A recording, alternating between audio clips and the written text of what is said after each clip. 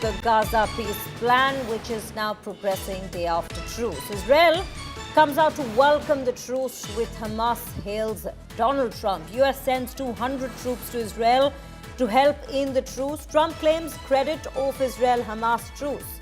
Trump bats for Nobel Peace Prize for himself. Israel's cabinet has approved the agreement to stop the war in Gaza and free the remaining hostages. US sending about 200 troops to Israel to help support and monitor the ceasefire deal in Gaza. This is where it all stands. A big breakthrough in what has been over a 2-year issue now, the conflict in the Middle East between Israel and Hamas at this point in the Gaza region. Let's quickly take a look at this reaction before we proceed with more details.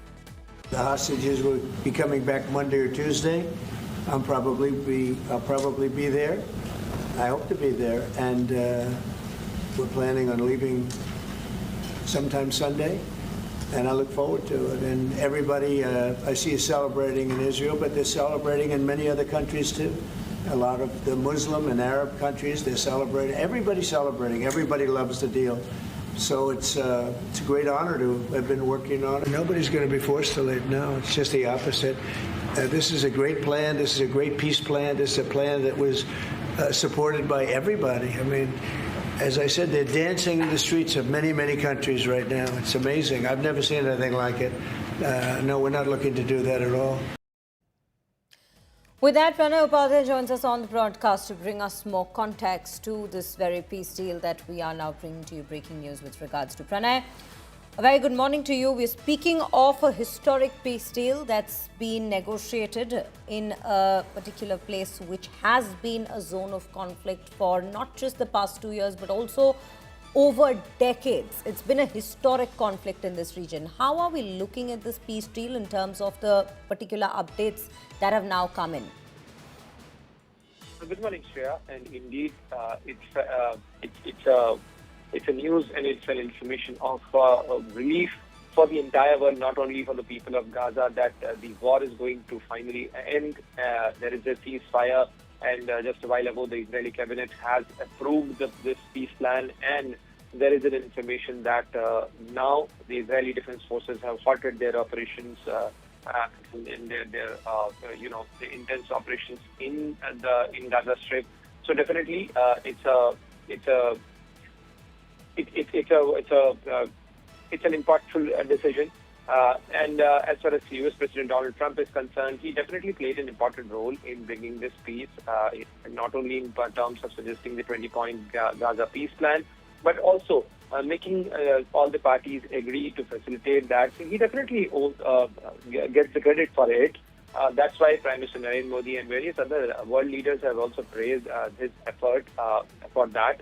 But we have to see that how these modalities will be worked out, because in the beginning of this year, there was a peace plan, there was a ceasefire, though it was proposed by the U.S. President, the then U.S. President Joe Biden, and that ceasefire also lasted for only 42 days. So we have to see, because the biggest issue here is the trust deficit. Either parties have the trust deficit, and that is the responsibility of the mediators. That is the responsibility of those who have negotiated the deal to ensure that there should be an implementation, an effective implementation of this 20-point peace plan, where the hostage release should be ensured.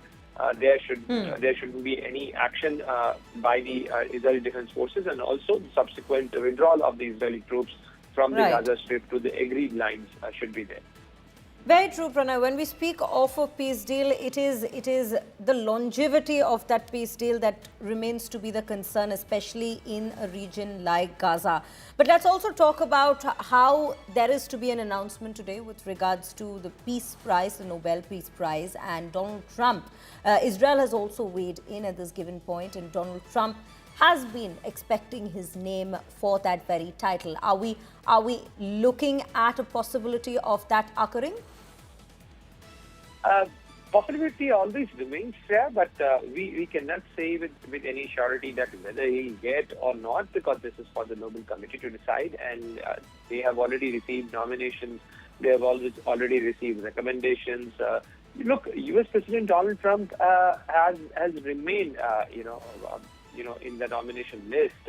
Though the nomination list, as per the rules of the Nobel Peace Committee, the Nobel Prize Committee, will remain secret for next 50 years. So we will never get to know that whether he was actually considered or not, whether his name was actually there or not. But definitely, he's a world leader, and he has served as U.S. president between 2016 and 2020. So many people must have recommended his name. But if you see the official timeline, he assumed he was sworn in on 20th of January 2025, and the recommendation or the nomination process for the Nobel Peace Prize for this year has ended on 31st of January 2025. So therefore, the window to nominate him as a U.S. president and whatever he claims about bringing peace or doing the facilitating the peace accords between various countries, those developments only took place after after that nomination deadline passed.